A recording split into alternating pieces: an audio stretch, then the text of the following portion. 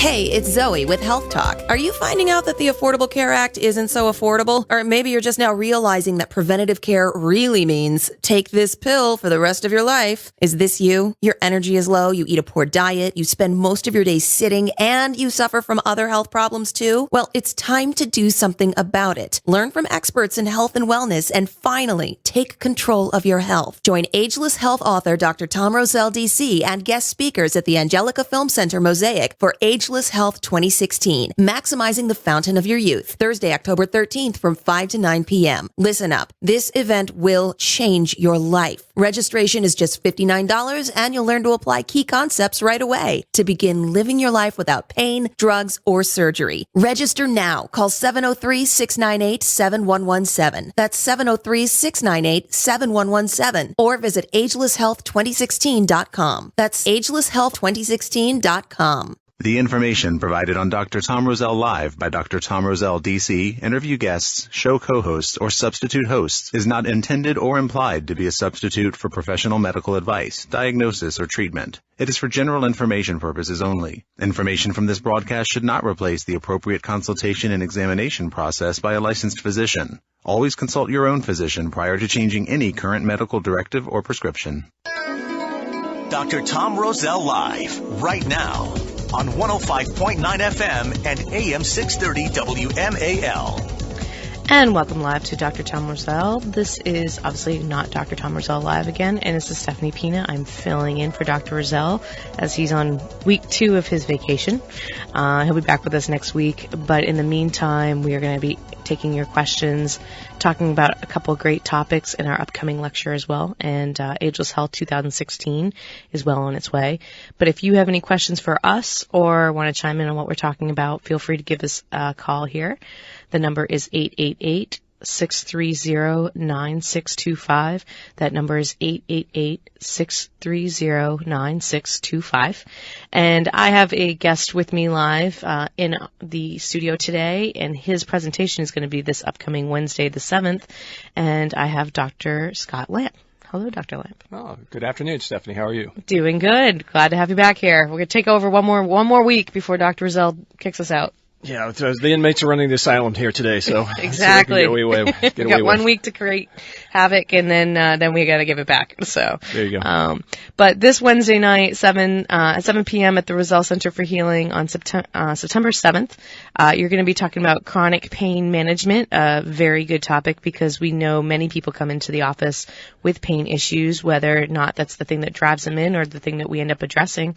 So we're going to talk about that today and how it links to different diseases and health conditions and how pain management can be a complicated thing to address other than just trying to knock it out with drugs and surgery. When we talk about pain management, Dr. Lamp, okay, is pain a pain to treat? Pain's definitely a pain, and that's one of the things I like working at our office because it's a multidisciplinary office where you come in with a lot of different ideas, from acupuncture for yourself, nutrition, and the chiropractic aspect of some rehabilitation type elements are very, very important in this kind of work. I mean, these are things that are pains. I would say if you take a look how many people are affected by it, it's probably about a third of the United States. Around 100 million. I was looking at an article here from the American Academy of Pain Medicine, and they're saying about 1.5 billion people in the world suffer from it. And if you look at those numbers, it's even more so in the United States. So 100 million, a third of us.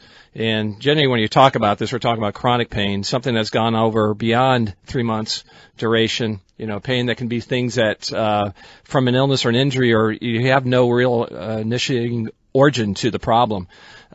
It could be described as burning. It could be an achy or electrical discomfort. Fatigue could be associated, loss of sleep. And these things perpetuated themselves, so they add into the psychological aspect. We get into depression, immune system seems to weaken, and all these things kind of snowball effect to almost so to the point where almost we can't even get our work done. Yeah, I think you bring up a good point when we talk all the time about treating structural, chemical, and mental, emotional. I mean, pain management has to address all of those because the longer pain exists, the more structural issues you see, the more dysfunction you see. Then all of a sudden you start to see the emotional component come in. Even if patients don't tell us about that, we still can see it that they're acting differently because their pain management isn't properly being addressed. Yeah, and the pain erodes on you a lot. And I think even things like when we talk about even motion, how motion gets into relationship to like our bodies be able to move and whatnot, we have things called endorphins. And those things are natural painkillers. You know, if anybody's out there who's done some running before and they get that natural runner's high and they feel good about running, and sometimes when you take them away from that, there's athletic depression associated with that because they can't run, they really get down on themselves. And so when an individual can't move and can't get that endorphin aspects, then all it is pain signals coming in. So all of a sudden that's going to be wearing on your personality, your emotional aspects, and start bringing you down. So, and there's a lot of elements associated with that. When that happens, it also seems to affect and ties into our immune system. And all of a sudden now we're getting sick all the time. So the chronicity of this is it's really kind of hits in a lot of different factors. And like you were saying in the beginning, you really have to hit it from multiple sides. Yeah, systemic approach, really looking at what's going on. And a lot of times we have patients come in that, you know, have a certain diagnosis that may be pain related, like fibromyalgia, which we'll talk a little bit throughout the day. And I know you'll definitely talk about on Wednesday. Yeah. And that might be related to another health condition, or that the other health condition is really the problem. And lots of overlaps. Right. A lot of overlaps. And so that makes it really difficult. And then you tell people, oh, we want to get that normal movement back, but they're in pain, so they can't move. Right. So they can't get those endorphins, and so it's a vicious cycle really on how to manage this properly. And unfortunately out there now, it's interesting when I look up some of the research, you know, the types of medications that people are given are basically, you know, pain meds that are going to block pain, antidepressants, which, you know, help out, I guess, to some extent with their thoughts is the psychological aspect of it. And then they also give anticonvulsants. Yeah. So we've had patients come in on anticonvulsant medications and for pain management that totally didn't need to be on that. So it's very interesting when you're looking at pain management that we have to look at the whole body, find that cause, diagnose things properly, and sometimes that involves, you know, basic medical laboratory studies and muscle testing and orthopedic testing. Yeah, if you just take a look at the structural aspect, or actually let me take a different aspect, because we got some things coming up in Ageless Health that's interesting about how to be younger and how to, you know, be kind of find the fountain in youth, so to speak. And you take a look at individuals that are, you know, living to 100, and what do they have in common? And one of the things is, it's interesting, they have a stable family background, but they're always constantly moving. People that are in countries like Okinawa and in Italy, they're always moving in a sense of aspect. They have a purpose.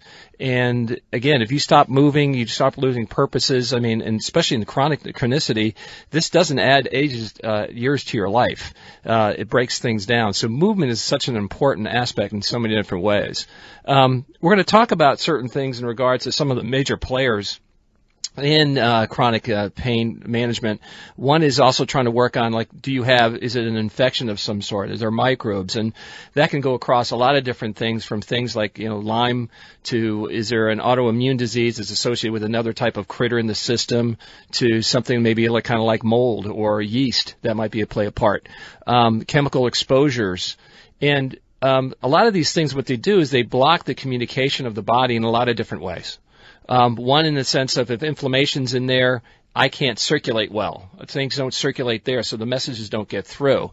You've got situations where lymphatic gets backed up. That's kind of your sewer system, and that doesn't flow well. So communication levels are blocked up, or enzymes, like, for example, in like heavy metals. Heavy metals can shut down enzyme systems in the body, so the body doesn't function and break things down the way they're supposed to. So you got to go look at all these different things or players. We need oxygen. We need lots of oxygen to kind of run systems and circulation. If we don't have that, then things start to go awry, or whatever that system is. They become a pain. They become a pain. There you go. I'll learn to speak sometime soon. Well, and we think about pain too. I mean, essentially, one is to some extent a normal reaction, because the body's basically trying to give us that heads up that something isn't correct in the system. It needs to be fixed. But what we're talking about with chronic pain management is when that starts to go overboard, chronically always there, nothing seems to be affecting it. And especially when people come in and they say, you know, I've been on the medications, I've done the therapies, I've done this, that, I just don't get it. And that's where I think especially we have to start looking at what are the causes that you don't normally think about with pain management, which goes back to things like you mentioned. Yeah. We're going to go to the phones real quick. Chris, how can I help you? Yes, hi, how you doing? Doing good. How about you? Just a question. My family has inherited shaking in our hands and tremors. Mm-hmm. And my grandfather was told by one of his doctors that, us being Middle Eastern people, basically, that it runs genetically through most people from Italy and Greece. And he said the high levels of B12 actually negates that. And I just wanted to see what you thought about that, because sometimes as my father got older, my grandfather got older, it did turn into some pain of some sort. But it's just, I think we're a high energy type of people, and I don't know if that's what the doctor told my grandfather is true, or I want to see what you think about that. There's information, I don't have it right in front of me, but I think one of the things is on the genetic aspect, there is some places, there's some things where they call when there's what they call a genetic SNP. And what a SNP is kind of like an alteration in the gene sequence. They have some things that are called heterozygous and one called homozygous, and those are big terms, but heterozygous means I've gotten a bad part from one of the parents and not from the other, and homozygous, I've got bad parts from both. There is some SNPs with that that could be associated with that are lacking or need even more cofactors in the body, B12 being one of them. And there might be some other elements there. But the last time I did some research on that, there was some connection to it. I don't have that right in front of me. Tom would be a great one for me to talk to on that particular one. But there is some things I've just recently seen. I just don't have the information in front of me for that. It's a sequencing that's not quite there that actually can promote tremors. Now, is there any long-term damage? Because I've never seen it hurt anybody in my family. It's just something it was more of an aggravation than anything else. Well, an aggravation, but also whatever the effects would be in regards to not having those cofactors in other systems. That's the other thing you would have to take a look at. Okay. What you could do is you could send us I guess we can send an email or something like that. We can follow up. I can give you that exact information. We can follow up with that for you. Great. Thank you for your call, Chris. It's interesting. His call-in basically reminded me too, when we bring it back to pain management, that overstimulation of the nervous system. Mm-hmm. So that basically things are firing way more quickly than they need to. They're not kind of having that break. And another they don't good inhibit. thing, they don't inhibit. So right. Essentially that, can be one way of looking at pain management as well, is going, how often is it firing? And when we get that signal that something's not right. Is it just increasing, or is there anything that can inhibit it naturally? So definitely looking at the nervous system's just response to stimulus. Yeah. So again, this is like an inflammatory aspect. I mean, how do you create pain? You can create pain by putting direct pressure on a nerve, or you can put like an inflammatory aspect around that nerve. And if you're constantly doing something, it keeps on flaring that point. So it just constantly flares. I think one of the things that's interesting when we got to look at this, we got to look at how the nervous system is intruded upon, and it creates some problems. I'll make a segue, kind of like when you talk about concussions. Another thing that happens with that element is when somebody gets a concussion, there's some proteins from the brain that are released in the bloodstream. They're reabsorbed in the bloodstream.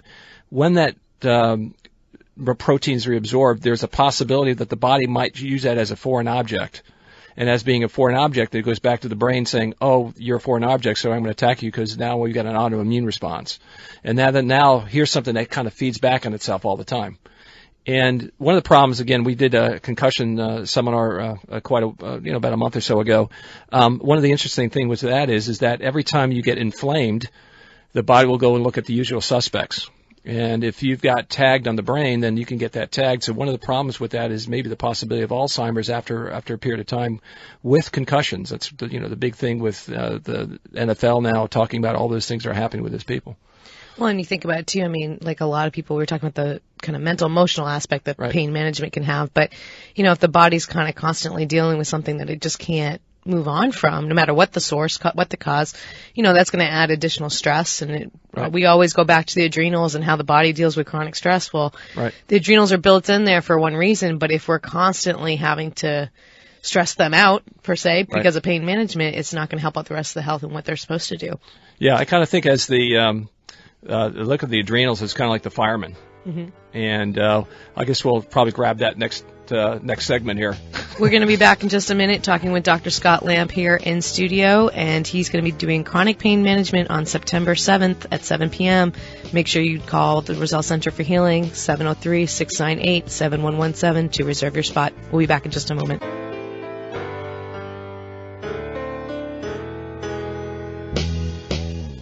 And welcome back to Dr. Tom Roselle Live. We are live in studio. This is Stephanie Pina, licensed acupuncturist and naturopath. And I am with Dr. Scott Lamb, chiropractor and applied kinesiologist. And we're here talking about chronic pain management, a very important topic. A lot of people come into even their primary care office looking for advice on this, but then they come to us and they kind of wonder, what else can I do? This isn't working. As Dr. Roselle says, I tried, I applied, it didn't work out so great. So what can we do now? So that's going to be the lecture topic that he's going to have on Wednesday, September 7th at 7 p.m. And if you want to come and listen to this, I would definitely call the office and sign up early. You can always leave a message since it's Labor Day weekend, and they'll get back to you on Tuesday. And so call the office at 703-698-7117 and say you want to attend this lecture.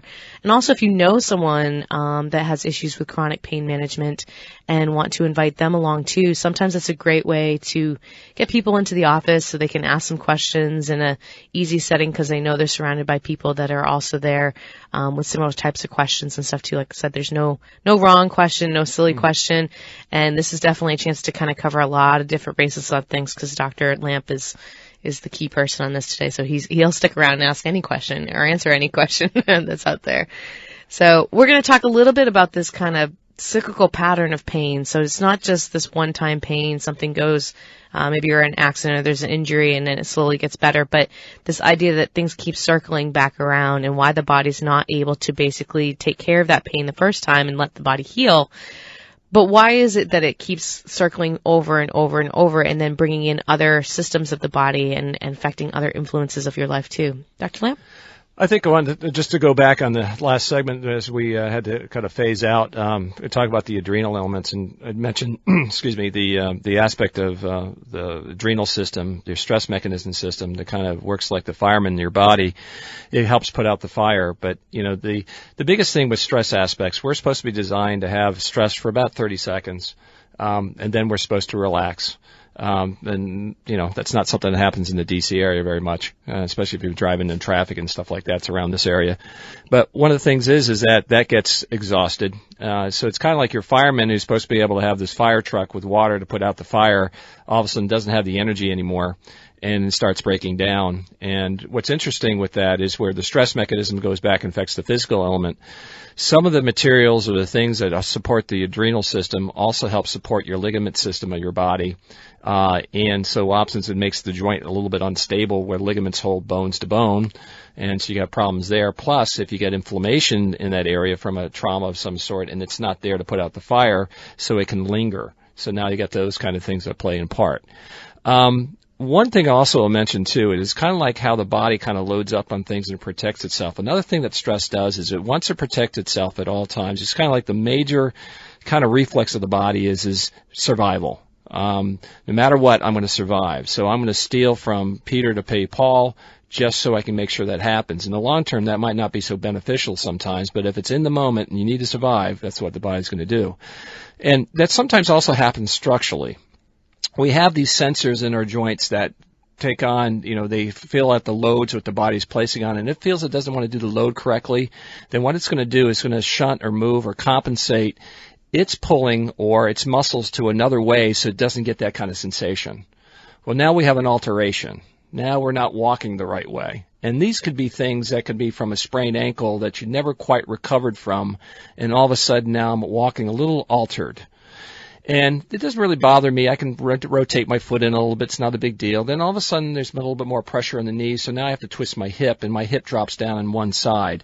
And then there's a cascading events. And it's almost like the Leaning Tower of Pisa. The base is starting to fall off, and you got all these other things, and all the other floors are off angle. And if you don't fix that particular one, and all of a sudden you get pain in all over these places, and you don't know where it came from. So physically, alignment plays a big part over a long period of time. So that's one of the things to kind of take a look at in regards to that.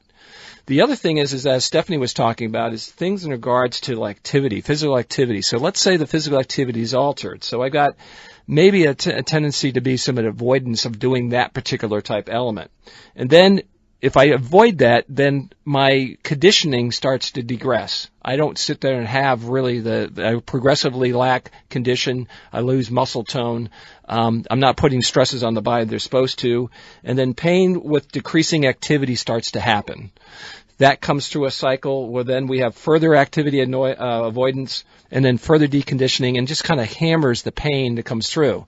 Now we have the pain going on the psychological aspect. Now we have anxiety. We have distress on that. And the mood starts to drop, and then we start having things with depression. And then it feeds back in. So those two things are just cycling around with them continuously. You've got to break the cycle. I think one of the interesting you kind of mentioned with especially structural alignment and stuff too is the fact that we do have two other types of pain that we don't normally think about that you mentioned. That compensation pain. Right. Trying to shift, even when you say you want to shift your weight it's to not the even other pain, hip, it's just you don't even know it. You're starting to use other parts of the body, like you said, to compensate for where there really is an issue. And then also referral pain. And in a lot of that times, we're talking a lot of structure stuff, but we see a lot of referral pain with organ disease, organ issues. We talk about the gallbladder a lot and the fact that people think it's just going to hurt over the gallbladder. Well, no, it's in the back by their shoulder and it's lower on their abdomen. And there's a lot of other areas that give us signals to kind of say that this isn't just a localized issue. This is something else going on that really needs to be looked at, addressed, diagnosed properly. And it may take a multiple step approach in order to treat this. So this is what your lecture is going to be all about. And people definitely need to sign up early because I have a feeling you're going to have a full house. We're going to take lots of demos. Lots of demos. Oh my goodness. See, hopefully I'm not part of that one. You're signed up. We're going to be back after this break, and you're listening to Dr. Tom Roselle Live. Dr. Tom Roselle Live continues now on 105.9 FM and AM 630 WMAL. And welcome back to Dr. Tom Roselle Live. This is Stephanie Pina and Dr. Scott Lamp live in studio. We're here to take your questions and calls, and we are talking about chronic pain management. If you have a question for us and you want to call in, the number again is 888-630-9625. That's 888-630-9625. And if you wanted to see us live in person, other than our in-house lectures that come to Ageless Health 2016, should be a good one. We're changing up the format a little bit. We're doing it as a nighttime lecture over at the Angelica, and I believe it's $59 to sign up. So call in and reserve your spot. Related to almost pain management, your topic this year, Dr. Lamp, is... I'm going to say how sitting is the new smoking. Oh. Okay. And I think I have using energy or understanding energy to strengthen and heal as well too. So two big topics that are going to be coming back to back on that Thursday night. So please join us live at Angelica for Ageless Health 2016, and you can either sign up online at rosellecare.com, or you can also call the office to sign up for Dr. Lamp's lecture this Wednesday night and tell them you want to sign up for Ageless Health. So we'll see you hopefully both times. Before we get into the serious stuff again, talking about pain management, during the break we all had a discussion with Dr. Lamp that he had to define what demonstrations at a pain management lecture really meant. And it's not designed to hurt. We're actually designing to actually kind of like demonstrations for compensation. So we'll show, we could probably take people from the audience and whatnot and show what the compensations are done. And they're very, very easy, gentle, and they're just kind of like muscle tests that we can do and show for demonstration purposes. We might even do some nutritional things to show too for things like, or actually oxygen is another one we might do to check for oxygen saturation of the body, because that's important for healing and making sure circulation's there. Okay, so now we don't have to worry about showing up and coming back with pain. That's right. No. Okay. What hurts more when you hit this arm or that arm? Or good to know. But on a serious note, one of the interesting things and why people come into the Roselle Care for Healing and want to go to these lectures too is really looking for those alternatives, or there's basically that opioid epidemic crisis that's going on in the U.S. right now, and it's come up numerous times on even in political stuff lately that there's a major issue in states where opioid dependence and addiction is becoming a huge thing. And part of that is also because of prescription opioid medications, not just recreational use of it, but it's just easier to get, easier to hold on to. And the use for opioids in chronic pain management is very abundant. And I think one of the things too is sensitivity. I think you desensitize the body, so you end up kind of jacking up more and more, and then all of a sudden I need another one, lowering down the immune system over a period of time.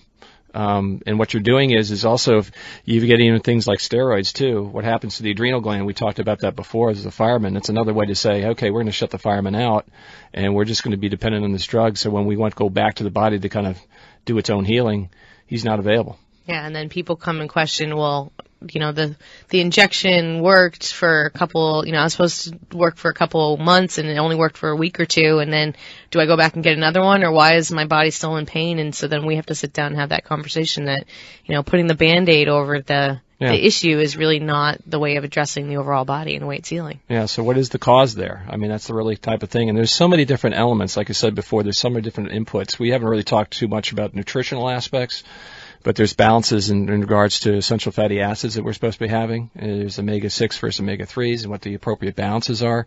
That plays a big part of it. Are we in a kind of society that eats foods that are actually pro-inflammatory? The more processed, the food additives. And what do these foods do? I mean, again, Tom always pushes the aspect of everything close to being organic as much as possible. What you do is you have clear routes for the food to break down. It doesn't block things. It doesn't attach to cells. It doesn't block receptor sites. It doesn't do those things. That's the whole purpose of it. If you let the body communicate, it does some amazing things. And more than anything, that's what we do at our office. We try to get everything so the body's communicating well. It has to the nervous system, to the acupuncture system, to the nutritional system. The more things you put in that blocks the way, then compensations start happening. And it doesn't have to be compensation, like we said, physical. It'll be compensations chemically.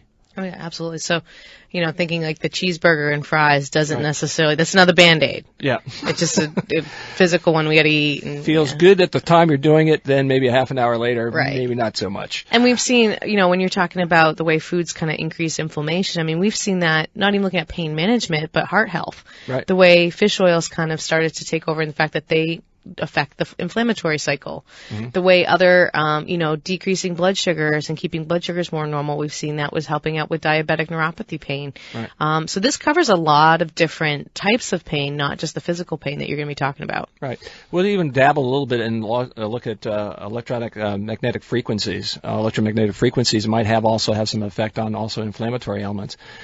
Sleep. Big thing. And then it's actually, if you're not getting enough sleep, the body doesn't repair, and actually what it does is accelerates the inflammatory cycle. So that's a big thing. So when we talk about just this year, the CDC actually released that report that basically said because of this opioid issue and the fact that so many, so many people are coming in with opioid addiction issues, and that it's just so prevalent, they're recommending actually looking at non-pharmaceutical treatments. Right. Including chiropractic, acupuncture, nutrition, massage.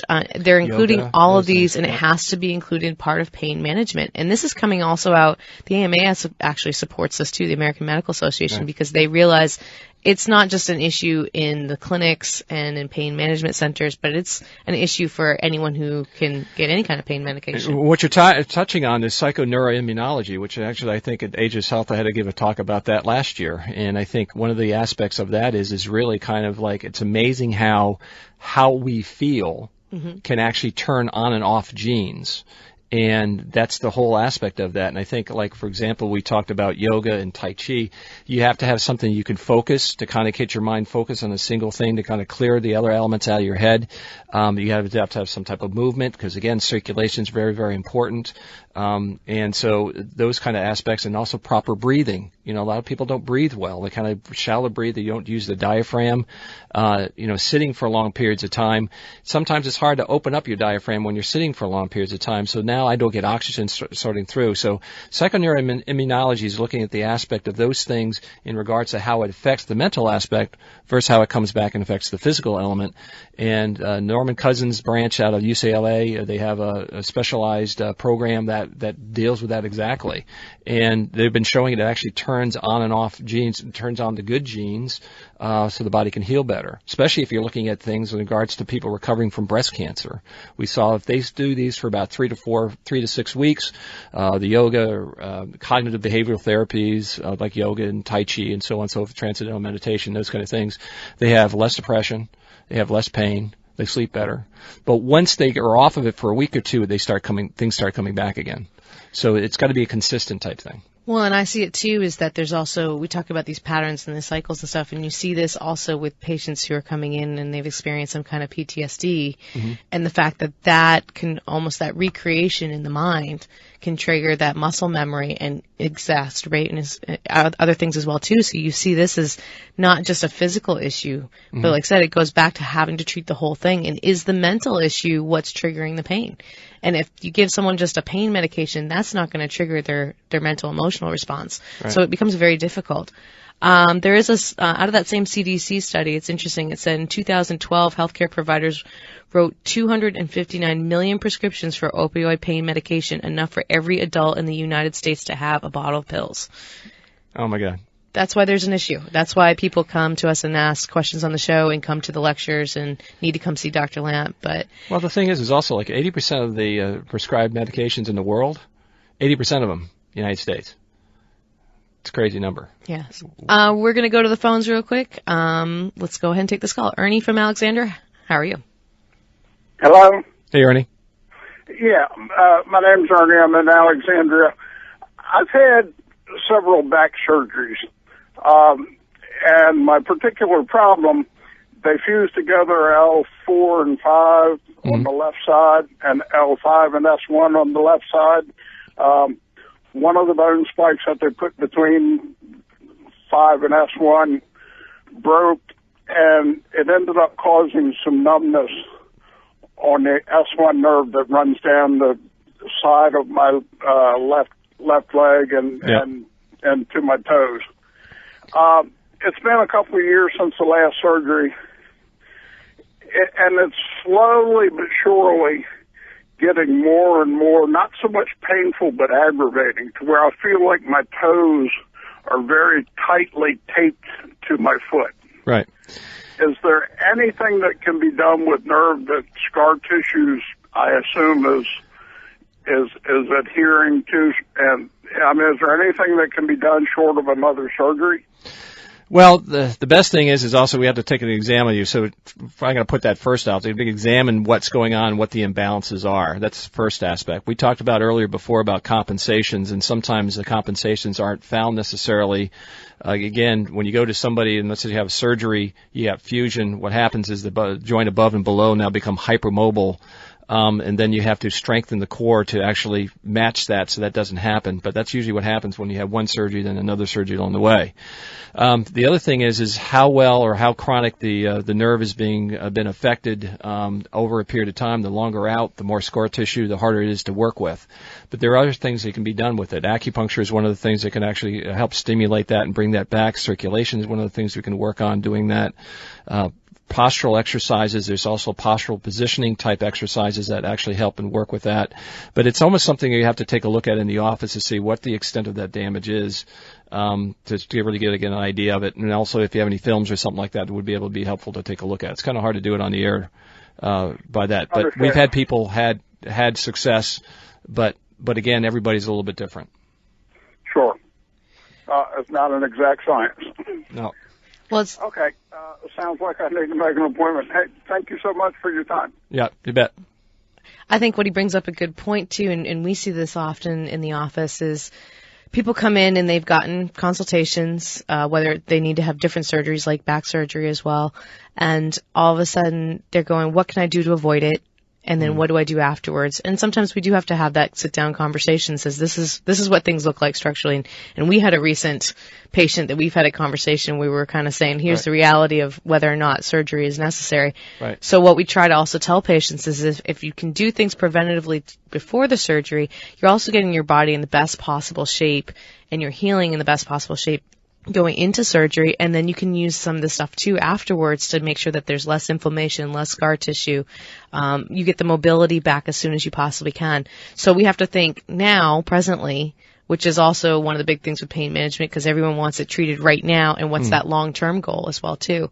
And those can be sometimes 2 different plans, and that can be it could involve a lot of different therapies. It's a lot of different things, like we talked about, nutrition, structure, emotional aspects that tie into scar tissue is another big one that plays a part. I'll give you an instance. I've had a patient that bilateral hip surgery, basically a dancer doing for 20 years, come in with excruciating pain from a 0 to 10, probably a 12. Tried to do some physical therapy where it couldn't work.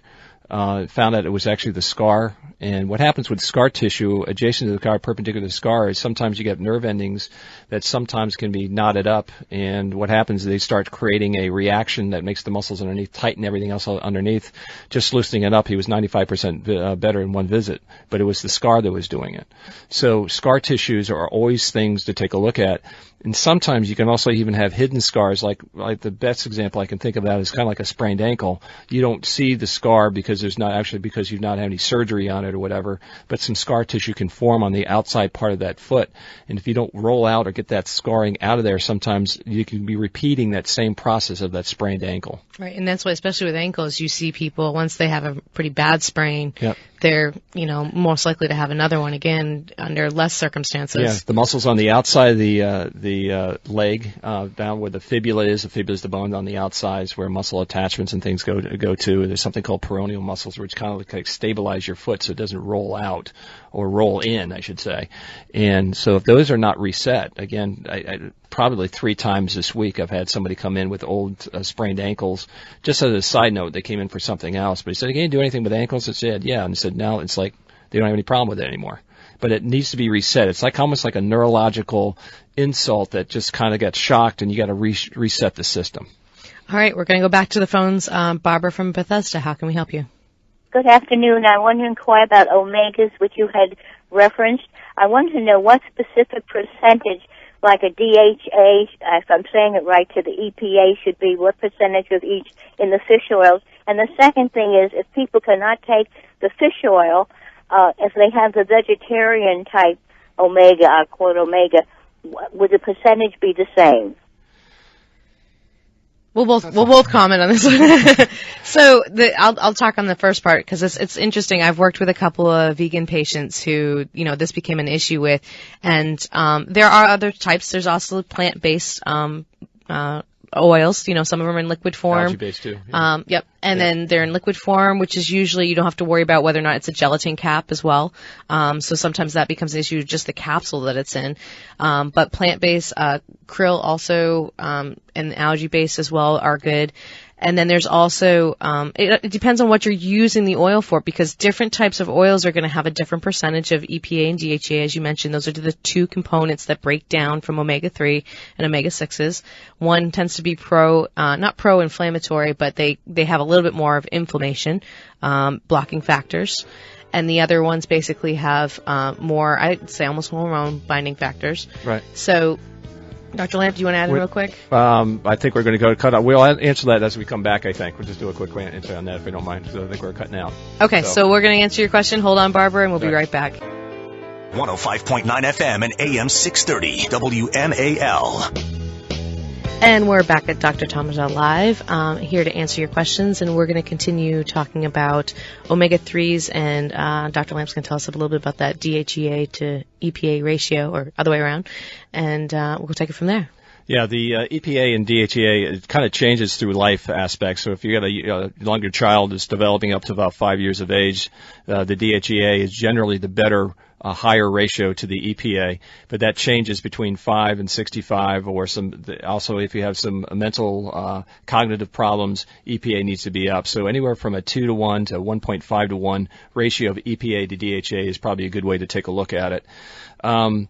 Also, if you have a child that's that's having some, let's say, developmental issues or anxiety type issues, then the EPA can be a little bit higher up when they're younger. So that would be the answer to that question. Yeah, a lot of times it also depends on your sources too. The plant-based sources tend to be a little higher in omega-6s, right? Versus like the fish oils tend to be higher in omega-3s, and that's where you're seeing a lot of especially the heart health studies are more the omega-3s that they're looking at. So that's why they always refer back to the fish oils being the ones that you see the most of, heard about the most of, but they're definitely plant-based sources as well too. And I think also with the krill, also when you talk about certain things, when I talk about omega-3s, it's also good to sometimes keep them refrigerated. They will can get bad. You don't know if it's something that's been sitting on the shelf for a while, a period of time. So that's kind of a good idea to think about. They used to say that if it starts to change or become rancid, it actually will freeze in the freezer. It's a way to kind of test it. So it's kind of a thought process there. A lot of times I have patients that just come in and kind of say, they're just not sitting well, and they say I get the fish burps, and it smells. Yeah, that's usually your indication that something's not quite right. So. That's usually something you get to what you pay for. Usually a good quality type omega-3s is usually a concern. Sometimes you get something, everybody's uncle's putting them out there. The question is what batch it is, because there's really only a few distilleries out in the world that actually make them. So all these companies are buying from these other places. And what grade are they buying? Are they buying A grade or E grade? You don't know. And also, you got to look at the mercury content as well too. And a lot of the good companies that put them out there use the very small fish, so they don't have the exposure as everything too. So reverse tuna and stuff like that. Yeah. From a Chinese medicine standpoint, it's a yin fluid, so that fluid is like improving blood flow and stuff too, and through the body. So it definitely can help out with pain management as well too. Awesome.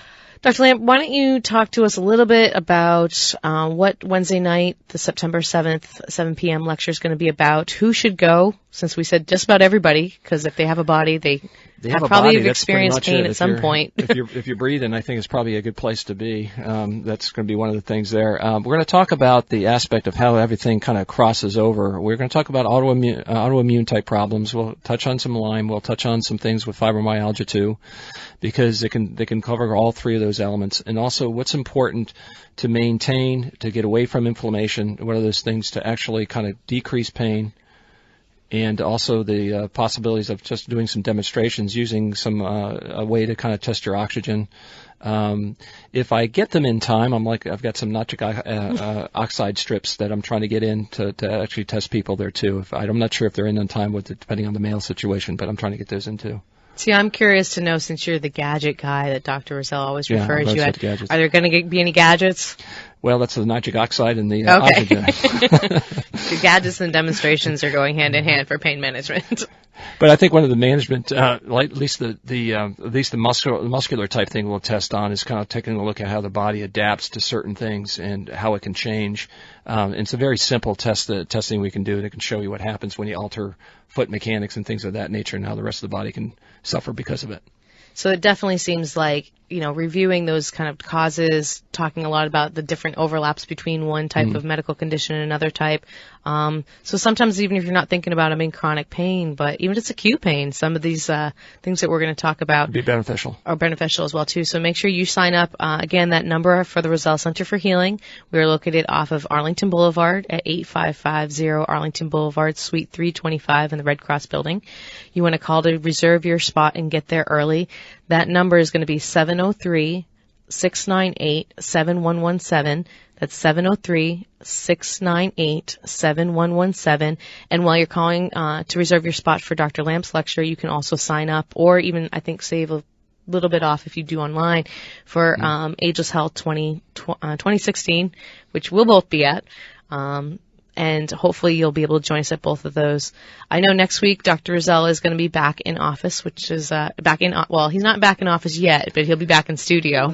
He's still got a little bit more time. He can be in studio. I think he's like the 12th or 13th or something like that. He's going to be back. Yeah. He let us still run rampant for another week. So basically he'll bring up another topic as always. And I think the best thing about this show is really that information that people can figure out. Do they have other options? Do they have other things they can think about? I do just want to take a quick second before we leave to do a shout out to, I lost a personal friend of mine, Deborah Doc Watson, this weekend, who was the one that basically got me on the radio for the first time in Arizona. She had a health food store and a post office that we did, and brought me on the radio on her radio show that talked about natural health, about stress for the first time, which was very stressful. So I know she's still broadcasting somewhere else, and I wish her all the best. We'll see you all next week. God bless her. And we'll see you then. Thanks for listening. Are you dental phobic? Do you neglect your dental health because of fear and anxiety? A beautiful smile begins with exceptional dental care, and you can trust in the expertise of Soft Touch Dental Care and Dr. Michael Chung. Soft Touch Dental Care is unlike any dentist office you'll ever experience. Their warm and welcoming environment is designed to soothe fears and anxiety the moment you arrive, and they're especially pleased to pamper their honored guest patients. Dr. Michael Chung is a professional and leading expert in all areas of comprehensive dentistry, including cosmetic, sedation, neuromuscular, TMJ, and implant dentistry. Offering state-of-the-art technology, Dr. Chung can give you the smile of your dreams. Arrange for a complimentary consultation today with Dr. Michael Chung and experience the expertise that makes Dr. Michael Chung so unique. Call 703-319-6990. That's 703-319-6990. Or visit bestinsmile.com. That's bestinsmile.com. This is Dr. Tom Roselle, author of Ageless Health. Health is a do-it-yourself program. My book, now also available in audio version, is a step-by-step program of how to take control of your health and wellness without drugs or needless surgery. You have the capacity to change your health and level of well-being. Take control of your health today and order Health is a do-it-yourself program. For more information and to order, please visit agelesshealthbook.com. That's agelesshealthbook.com.